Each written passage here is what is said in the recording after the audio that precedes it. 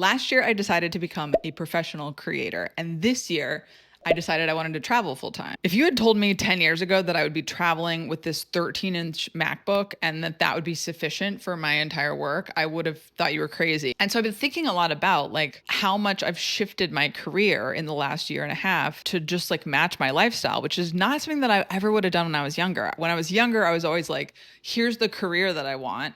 And then like, what does my lifestyle need to be in order to do that career, right? I started in film production and I was just like, whatever the production needs, I will do it and I will sacrifice all of my relationships, all of my free time, everything. And now I'm like, what do I want my life to be? And like, what kind of work should I do to support that? And then I've been creating jobs for myself that allow me to do that stuff. And so today I thought we would talk a little bit about what it's been like traveling and working on the road, what it's been like making videos and writing on the road, and a little bit about what I've been up to here in Roatan, Honduras.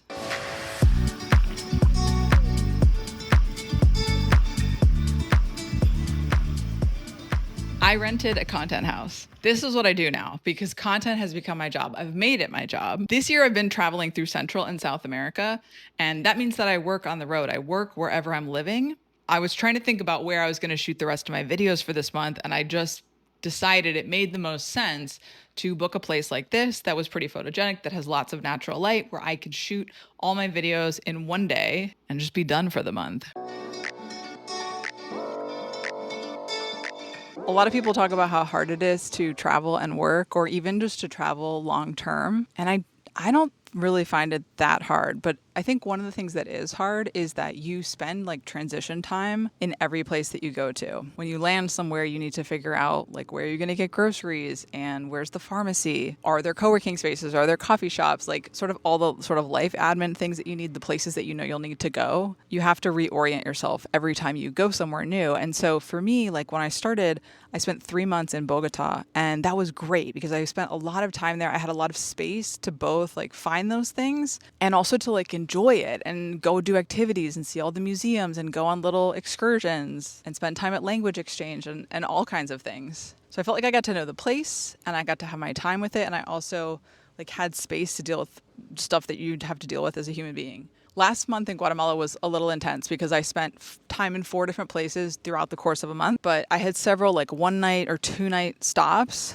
and those are the hardest because you don't have time to get acclimated to a place. And if you need to get something done, like I need to ship something when I get back to Guatemala City. The other thing I'm realizing is like I need to be in cities. Like it's amazing here. It's really beautiful. I'm enjoying it, but also it's pretty remote. You know, I've already changed my plan for November where I was going to spend most of my time in Boquete, Panama, which is like a little mountain town. But because I've been in small places, I've been mostly in small towns since July, I'm going to spend more of my time in Panama City and less time in Boquete.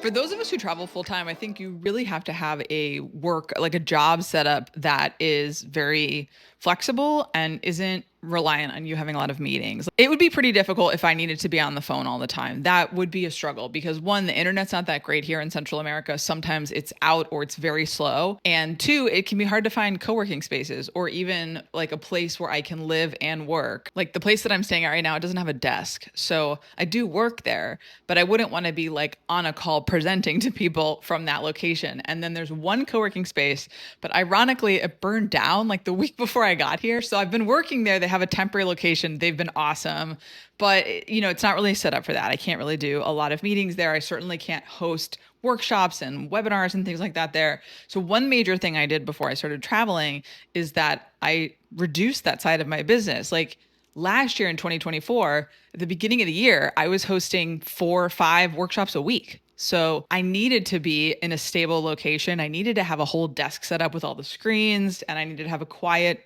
room where I could do that. I needed to have a solid internet connection. I do occasionally still host events from the road. Some of you have maybe attended some of my events. Luckily, when I'm in a city, if I'm in a major city, I can find a co-working spot. I can find an office to rent. But I chose to spend this month on Roatan Island, which I was shocked there was even a co-working space here, to be honest. Like it is a small place. There's not a lot here. There's not a lot of coffee shops even to work out of. So hence me being here in this other rental, like it just, you don't have that many options.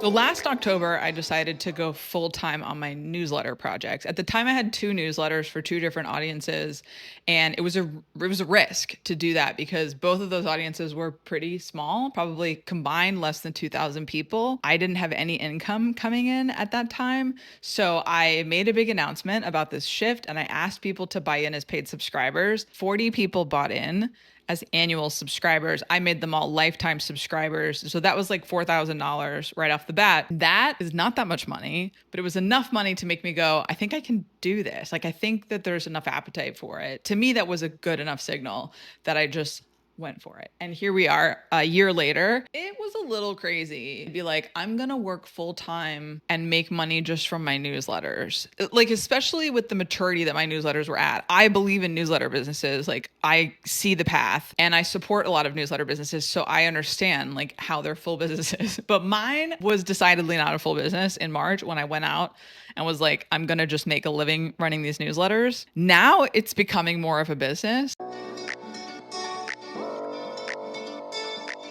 One of the big things that's changed is that I no longer really see these as newsletter projects. I'm starting to shift up from newsletter and think more like media, right? What if this was a multimedia company? And I'm focused on my newsletter, which has become a blog called Revenue Rule Breaker. And I now see Revenue Rule Breaker as not just a newsletter project, but as a multimedia project, as this channel, as the blog, as the newsletter, as events, and as my network, the Legends Network, which are the paid subscribers that support all that. And so when I started traveling in March, I was like, oh, this will be not that hard. I'm going to just like write a little bit of newsletters and maybe host some events, and that'll be pretty easy. And as I've gone through the year, I'm realizing it makes more sense to do more video. LaShonda Brown and Christy Price have consistently told me how important it is to do video. They've both been major YouTube influences in my life. I trust them. I believe them. Every time I make a video, it does so much for me. It brings so many people into my audience. It brings people to my newsletter list. It's been amazing for sponsors. I hate to admit it. Video is very hard, but it just works. And I'm not here to complain. I know everyone hates creators whining about how hard it is to be a creator. I'm not here to complain at all. I love it, actually. As I'm recording this, I have 170 plus paid subscribers that are just for my project.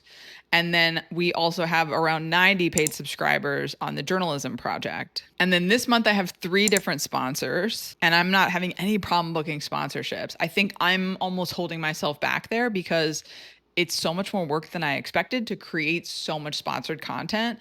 And you have to create so much other content to make the sponsored content work, right? You can't just be a channel that's producing only sponsored content. So you need to make a bunch of content that people want to watch or read or listen to or attend so that they will also consume the sponsored content. I just wrote a piece for my blog about how I have to get smarter about how I'm doing that. Like, I'm producing a volume of content right now, multiple blog posts a week, multiple newsletters a week, not as many videos, but this month I'll be producing 4 videos.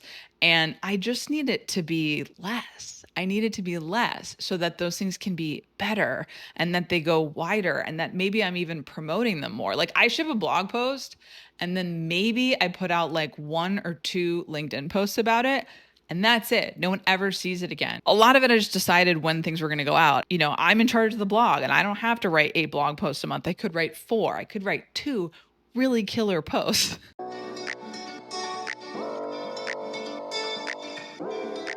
It's funny because there's this cliche about writers and artists needing to go to these beautiful places to be inspired and do their latest project, right? Have the creativity to pull off their latest project. And I know it's really cliche, but I do think there's something really amazing about being able to change your environment so much. Like, for me, it's been so helpful. I don't know how else to put it. Like, I'm not that creative. I'm not producing art over here, but like, to be able to see different parts of the world, to be able to experience different ways of life, different like types of spaces, like, it really has been incredible. I don't know. It makes me feel more motivated to do my work. It makes me feel more motivated to stop work because I can go see these places. For me, it's been like weirdly rebalancing. It's like helped me feel more even keeled about my life, which I think is funny because the other thing people say is that traveling is really destabilizing and that it's hard to move and that you don't have any routine. But like, for me, that lack of routine is really freeing. It does feel really luxurious to be in an island town. Like, I feel like I'm like punching above my weight or like spending more money than I should be, but I'm actually not. Like, this is probably going to be one of the most cost effective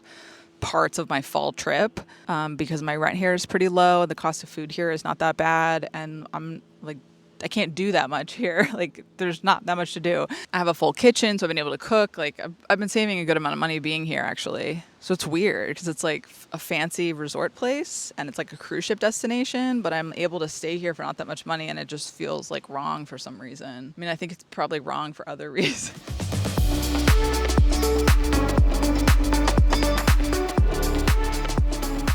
Okay, it's day 2. We're going down for breakfast. This place that I rented is on a resort. Like there's a resort here and they have food. I woke up super early this morning to shoot my sponsored videos at like 6 a.m. and it's 8:30 now that we're going down to the restaurant. I'm going to shoot a little bit more on the beach before heading home. I have to check out by 11.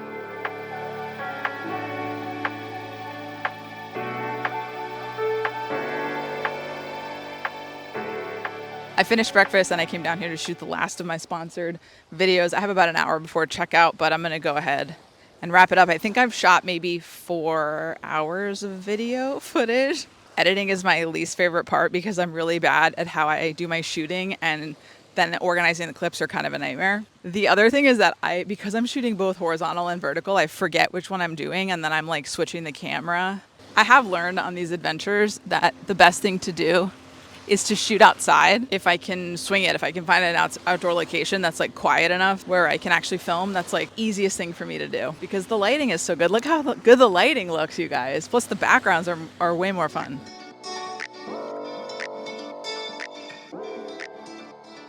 I think the next evolution for me is to move from creator to media company. And I've been like mentally saying this to myself, but like, what does that actually mean? For me, it means that I'm no longer like the entire center of this business. Like I'm still in charge of it, obviously, but I'm really trying to think of moving from me as the sole voice, the sole story that's being told here, and instead thinking about a wider range of voices that people could hear from. So I've really been spending a lot of time, sort of tracking the business media landscape, looking at businesses like Forbes, like Entrepreneur, like Inc., like Fast Company, even looking at stuff like Home Based Business Magazine. One thing that I've noticed about Entrepreneur and Forbes is that they're pay to play now. So they basically want like fancy executives to pay money to write articles for them, which is like the most bonkers, like sad business model I think we have in media. And so anyway, I'm starting to think, well, I have this little space on the internet that's for small business owners, that's for indie business owners, primarily creative service providers, but I have other folks. I have some product folks in there. I have some media entrepreneurs in there. I'm thinking about what kind of stories could we be telling? What kind of stories are people living? Because I just feel like so much of business media is aimed at these like giant corporations. Like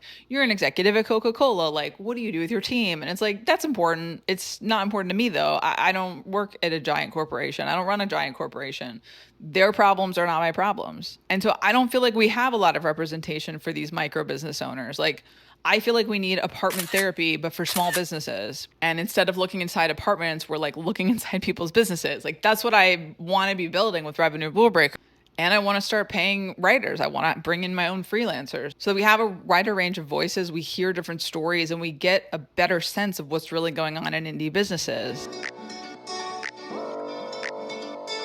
I do appreciate slowing down and not being so busy and not having to run all across town. And it's given me a chance to make videos like this. It's given me a chance to spend a lot of time writing and a lot of time thinking about where I want this business to go and who I want to be a part of it. Because I do like working alone. I definitely am not like gearing towards a team, but I really want to think about having more contributors. And that I think is like, it's a fun challenge. I'm excited about it because it's like not at all my skill set. I was not trained to do any of this. Barely know what I'm doing when it comes to editorial planning. I barely know what I'm doing when it comes to writing. I need to keep finding new challenges in it because if I don't, I'm going to want to stop doing it. And that's really dangerous. I'm trying to keep it in that startup phase, right? I'm trying to keep it in that, okay, what should this thing become?